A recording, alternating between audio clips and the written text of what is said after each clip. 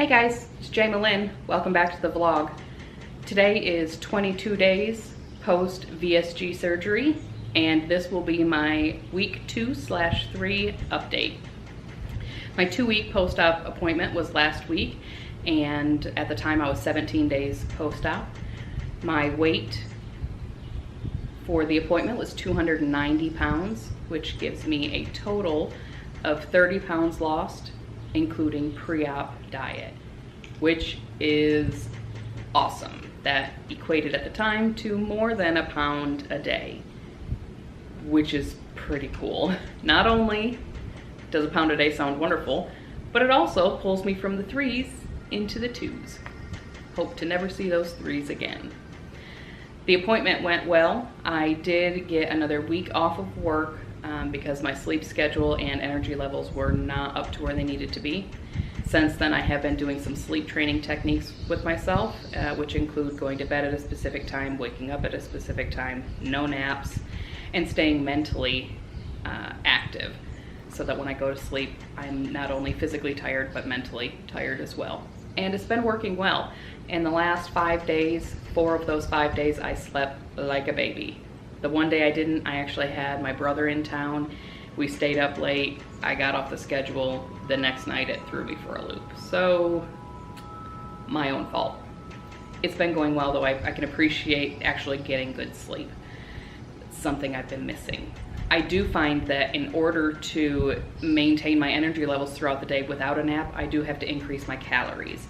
And although I don't have a specific calorie count each day to hit from my doctor and nutritionist, I do find that at least 500 calories a day is required for me not to have an absolute wipeout nap and go to sleep on the couch. So it's been a little bit of an adjustment.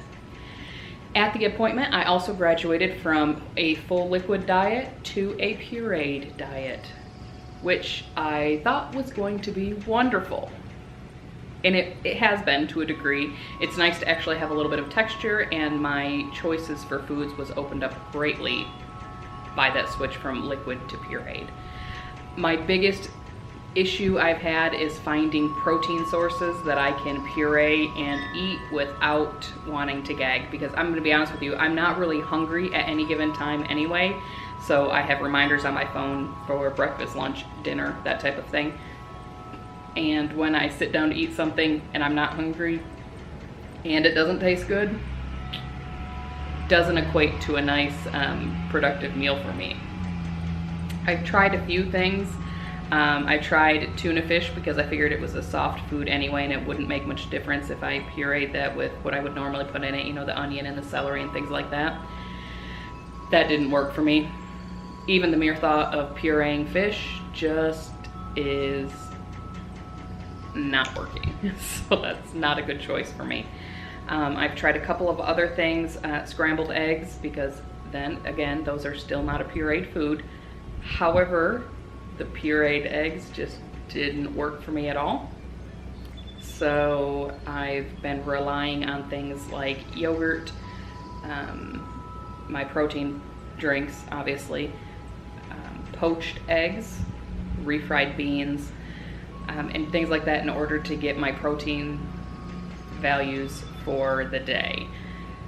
I have been trying to focus on getting more protein through real foods rather than the protein shakes, because I'm gonna be honest with you, after a month of protein shakes at least twice a day,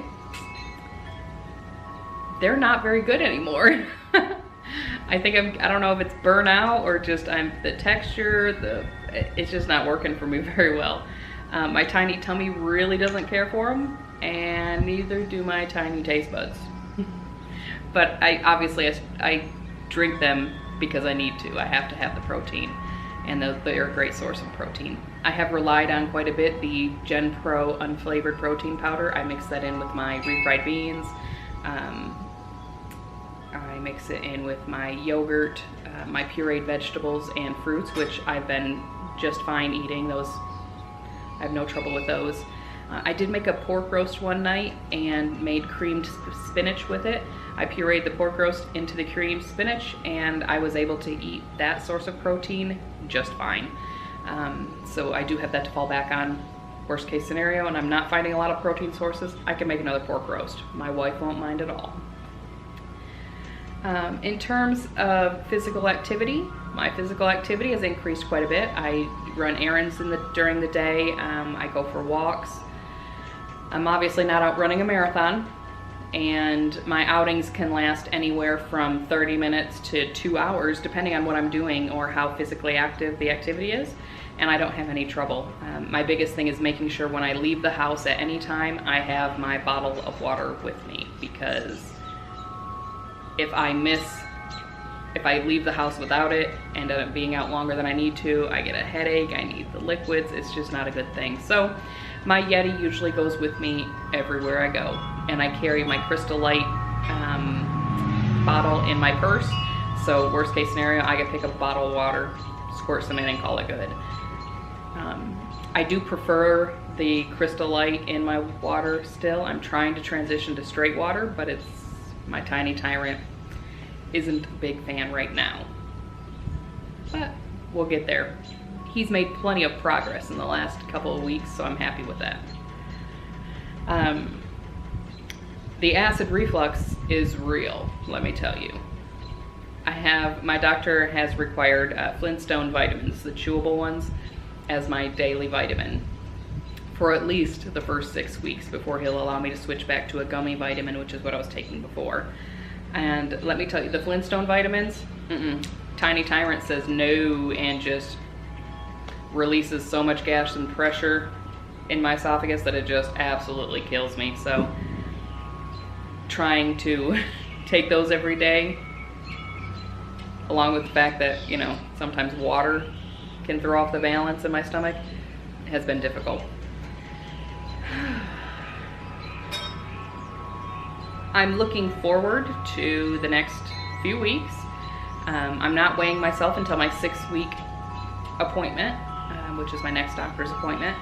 I've read and heard stories that your body stalls at around the 3-week mark anyway, and I'm not trying to get caught up in weighing myself every day and getting focused on the fact that, oh, I'm up a half an ounce, or I'm up, 4 ounces, or down 2, or, I don't care. It's not about the number on the scale for me, it never has been. That's what the doctor is measuring my progress by. I'm measuring my progress by the fact that I went for a walk with my wife yesterday, and she said, my gosh, you're actually keeping up with me, if not walking faster than me. And I was doing so without being winded, which was awesome. That's awesome. That's my progress. That's what makes me happy. The fact that A, I'm physically able to go for a walk with her like that, and B, she notices that, wow, you're doing really good. So for anyone else watching that number on the scale, forget it. Find something else to be proud of yourself about.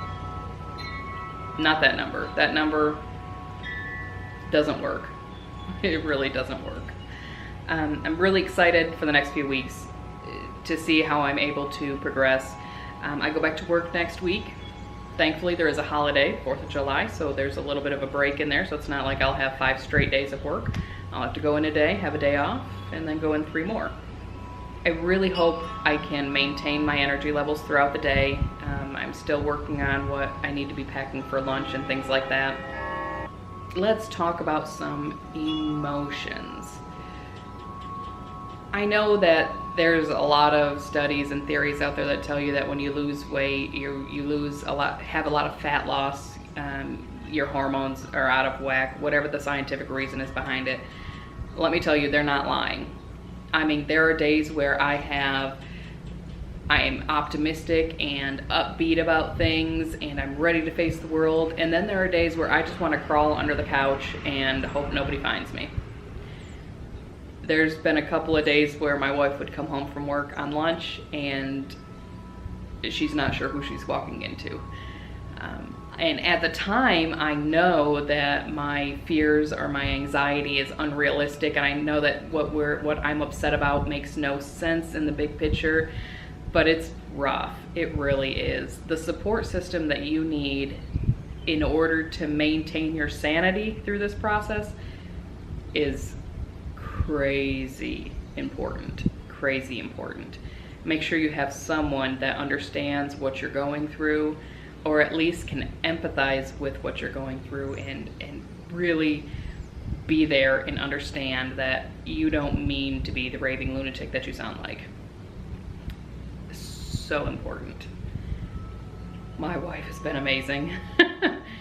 Thank you, honey. Sorry about that one day when you brought home the Dairy Queen. Apologize. Let's see where we go. Next week, I'll have a video update, hopefully talking about how the first few days back at work went. And then from there, we'll decide what the next videos hold. If you have any questions or topics that you want covered, just please shoot them down in the comments and I'll get to them. And as always, thanks for joining, and we'll see you next time. Bye.